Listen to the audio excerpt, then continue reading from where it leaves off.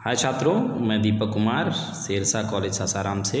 मैं इतिहास का अध्यापक हूँ और आज मैं आप लोगों को पढ़ाऊँगा बौद्ध धर्म। ठीक है। बौद्ध धर्म पढ़ाने से पहले कुछ चीज़ें मैं आप लोगों को बता देना चाहता हूँ कि महात्मा बुद्ध जो थे बौद्ध धर्म के आध्यात्मिक गुरु थे, या महात्मा बुद्ध को ही वो लोग बौद्ध धर्म का संस्थापक मानते हैं। महात्मा बुद्ध बौद्ध धर्म के संस्थापक थे। महात्मा बुद्ध का जन्म कहाँ हुआ? कपिलवस्तु में लुम्बिनी नामक एक ग्राम में 563 ईसा पूर्व में हुआ था। वर्तमान में कपिलवस्तु नेपाल देश में अवस्थित है। गौतम बुद्ध के पिता राजा सुदोधन थे तथा माता महामाया थी। इनकी माता की मृत्यु के पश्चात बुद्ध का पालन पोषण प्रजापति गौतमी ने किया था, माता गौतमी ने किया था। और गौतमी और महामाया सगी बहनें थी, इसलिए गौतमी बुद्ध की मौसी और दत्तक माँ दोनों हैं। गौतम बुद्ध के बचपन का नाम सिद्धार्थ है। इनका विवाह 16 वर्ष की आयु में हुआ था और महात्मा बुद्ध की पत्नी का नाम यशोधरा था तथा पुत्र का नाम राहुल था। आप लोग सुने होंगे, माँ कहे एक कहानी, बेटा समझ लिया क्या तूने मुझको अपनी नानी। हिंदी में ऐसा राहुल अपनी माता से कहानी के लिए कहते हैं। तो ये वही राहुल हैं जो यशोधरा माँ से कहानी की जिद करते हैं और उसमें वो पूरी कहानी सुनाती हैं। महात्मा बुद्ध 29 वर्ष की आयु में घर छोड़ दिए। संसार दुखों से मुक्ति, जीवन मरण सत्य की खोज के लिए रात्रि में गृह त्याग कर चले गए। और महात्मा बुद्ध के द्वारा जो यह गृह त्याग की प्रक्रिया है, बौद्ध मतावलंबी उसे महाभिनिष्क्रमण का नाम देते हैं। महात्मा बुद्ध को बैसाखी पूर्णिमा के दिन निरंजना नदी के तट पर, निरंजना अर्थात फल्गु नदी के तट पर जो कि बोधगया में है, उनको ज्ञान प्राप्त हुआ। और आज भी वहाँ पे एक पीपल का पेड़ है, जाएंगे तो आपको दर्शन करने को मिल सकता है। और इस पीपल को बोधि वृक्ष के नाम से जाना जाता है। आषाढ़ की पूर्णिमा को बुद्ध ने अपना पहला उपदेश वाराणसी के मृगदाव जो कि अब सारनाथ के नाम से वर्तमान में सारनाथ हो गया है, वहाँ पे दिया। और बुद्ध जो प्रथम उपदेश देते हैं उसको बौद्ध धर्म चक्र प्रवर्तन के नाम से भी जाना जाता है। ठीक है। अब बुद्ध के अंदर ऐसा क्या हुआ? बुद्ध मतलब क्यों? बुद्ध के सिद्धांतों को अगर ध्यान से आप देखेंगे तो कुछ कंटेंट हैं, उसी पे बुद्ध ज़्यादातर बात करते हुए दिखाई देते हैं। त्रिरत्न की बात वो करते हैं। त्रिरत्न में बौद्ध, संघ तथा धम्म की बात त्रिरत्न में आती है। बुद्ध हो जाना, बुद्ध का मतलब होता है एक एनलाइटेंड पुरुष जो कि जिसके पास ज्ञान का भंडार हो और जो एक सुपर नेचुरल पावर के पास जो नॉलेज होता है उसकी मैंने उसके बारे में जान ले, परम तत्व को उसको जान ले। धम्म कहा गया है बुद्ध द्वारा दिए गए उपदेशों को, अर्थात बौद्ध का मतलब एक एनलाइटेंड पीपुल, एक ऐसा पीपुल जिसको असली ज्ञान की प्राप्ति हो गई। ये धम्म कहा जाता है कि बुद्ध द्वारा जो उपदेश दिए गए उसको बौद्ध धर्म में धम्म कहा गया है। तथा बौद्ध भिक्षु एवं भिक्षुणियों का जो संगठन है उसको संघ कहा गया है। ये त्रिरत्न थे। अब बुद्ध त्रिरत्न के अलावा चतवारी आर्य सत्यम में विश्वास करते थे, अर्थात महात्मा बौद्ध ने कहा कि 4 आर्य सत्य हैं। 4 आर्य सत्य में वो कहते हैं कि दुख अर्थात दुख है, और दुख समुदाय अर्थात किसी भी दुख का कोई ना कोई कारण है।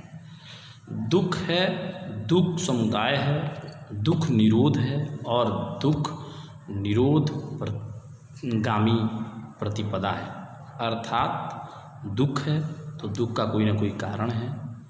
दुख के कारणों में वो कहते हैं कि मने लिप्सा अर्थात इच्छा, अत्यधिक इच्छा, और दुख निरोध, दुख को फिर कैसे मतलब कारणों की एक श्रृंखला है। दुख के पीछे क्या है? दुख समुदाय मतलब दुख कारणों की एक श्रृंखला है। और फिर दुख निरोध, उसको कैसे समाप्त किया जाए और उसके लिए क्या क्या उपाय होने चाहिए, दुख निरोध गामी प्रतिपदा। तो ये 4 आर्य सत्य थे और ये सिद्धांत भी हैं। फिर इन चत्वारी आर्य सत्यम के अलावा बुद्ध अष्टांगिक मार्ग में विश्वास करते थे और अष्टांगिक मार्ग में बौद्ध धर्म के अष्टांगिक मार्ग इस प्रकार हैं। पहला, सम्यक दृष्टि, सत्य और असत्य का समझ बूझ, वास्तविकता समझ की शक्ति, अर्थात सत्य क्या है और असत्य क्या है ये हमको पता चल जाए। सम्यक संकल्प, दृढ़ निश्चय के साथ जीवन जीना, अर्थात हम निश्चय कर लें कि हमको ईमानदारी के साथ ज़िंदगी जीना है, बेईमानी की तरफ हमको नहीं जाना है, कोई भी एक दृढ़ निश्चय आप कर लें। सम्यक वाक्य, वाणी को, वो कहते थे कि वाणी को सत्य और पवित्र होना चाहिए, अर्थात मनुष्य के बोल पाप, छल और असत्य विहीन होने चाहिए, अर्थात हमेशा सत्य बोलने की तरफ वो बात कर देते।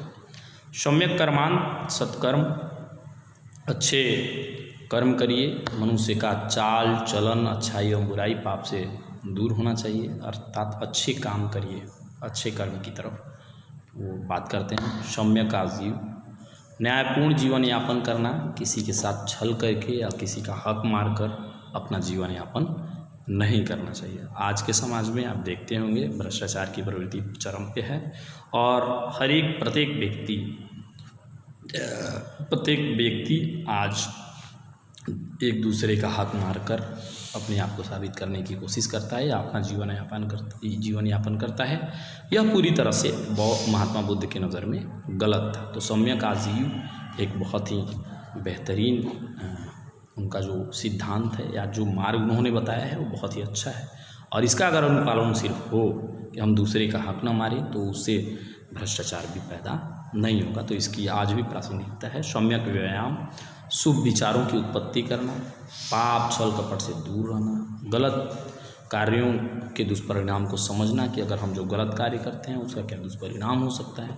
सम्यक स्मृति, चित्त एकाग्र एवं द्वेष रहित मन ही स्वयं को जान सकता है, अर्थात गलत चीज़ों से दूर रहकर अपने स्मृति को सार बनाना।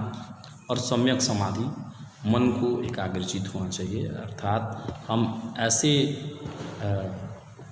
ऐसे वातावरण में रहें कि हमारा मन एकाग्रचित रहे और उसके आधार पे हम किसी भी चीज़ को अच्छे तरीके से ग्राह्य कर सकें और ग्रहण कर सकें। कोई भी ज्ञान हो तो उसे हम अच्छे तरीके से ग्रहण कर सकें। ठीक है। अब बुद्ध के कुछ अपने सिद्धांत बने। बुद्ध आप देखेंगे उपदेशों के दौरान जो ज्ञान उन्होंने दिया उससे ये पता चलता है कि आत्मा और ईश्वर के अस्तित्व में बुद्ध का विश्वास नहीं है। और लेकिन जैन धर्म की भांति बौद्ध धर्म में भी पुनर्जन्म की मान्यता है, अर्थात पुनर्जन्म में उनका भी विश्वास है। बोधिसत्व की परिकल्पना आपको बौद्ध धर्म में देखने को मिलेगी। बुद्ध धर्म में आप बाद में देखेंगे 3 धर्मों में यह विभाजित हो जाता है, 3 संप्रदाय बन जाते हैं, हीनयान, महायान और वज्रयान। हीनयान का अर्थ है निकृष्ट या निम्न मार्ग। हीनयान संप्रदाय के अनुयायियों का मुख्य लक्ष्य बुद्धत्व न होकर अहर्त की प्राप्ति है। अहर्त मतलब जिन की प्राप्ति है, जिन मतलब ज्ञान से परिपूर्ण होना मात्र, जबकि बुद्धत्व का मतलब होता है संपूर्ण ज्ञान को प्राप्त कर लेना। कुषाण काल में बौद्ध धर्म 2 संप्रदायों में विभाजित हो जाता है, हीनयान एवं महायान। हीनयान संप्रदाय के लोग पाली भाषा का प्रयोग करते थे, जबकि महायान संप्रदाय के लोग संस्कृत भाषा का प्रयोग करते हैं। फिर बौद्ध के संबंध में जो जानकारियां हैं या बुद्ध के पूर्व जन्म की जो कहानियां हैं वो आपको जातक कथाओं से मिल जाती हैं और जातक कथाओं के विवरण से बहुत सारे उस समय के समकालीन समाज के बारे में भी जानकारी मिलती है। बहुत राजा जो हुए वो भी, जैसे अजातशत्रु, तसेनजीत, ये सभी राजा बौद्ध धर्म के अनुयायी थे। तो राजाओं का संरक्षण भी बौद्ध धर्म को मिला।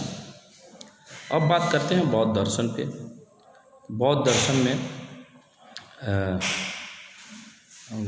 दर्शन में नागार्जुन का जो सिद्धांत है कि किसी कारण के शून्यवाद का सिद्धांत जिसको कहा जाता है, अर्थात कोई भी घटना शून्य में घटित नहीं होती, हर घटना के पीछे कोई ना कोई कारण जरूर होती है और उसी कारण से वो घटना घटित होती है। ऐसा महात्मा बुद्ध का विश्वास था और महात्मा बुद्ध के विश्वास ही बाद में नागार्जुन का सिद्धांत भी बनता है। और हाँ, तो इस प्रकार से यदि महात्मा बुद्ध के दिए गए आपको महात्मा बुद्ध के दिए गए उपदेश अर्थात चत्वारी आर्य सत्यम तथा चत्वारी आर्य सत्यम के अलावा जो अष्टांगिक मार्ग बुद्ध ने हमें सुझाए हैं, यदि सिर्फ हम उसका अनुसरण अपनी ज़िंदगी में करेंगे तो उम्मीद है कि हम एक बेहतर जीवन जी सकते हैं और हमारे अंदर हमारे जो दुख है वो भी बहुत हद तक कम हो जाएगा। हमारे जीवन जीने का तरीका है वो भी एक हद तक लिमिटलेस नहीं होगा। लिमिटलेस का मतलब उसकी कोई अंतहीन सीमा नहीं होगी। सीमित खर्च करेंगे, सीमित तरीके से हम रह सकेंगे, उसकी आज प्रासंगिकता है और ज़्यादा से ज़्यादा बुद्ध के सिद्धांतों का हम अनुसरण कर सकेंगे। बहुत बहुत धन्यवाद।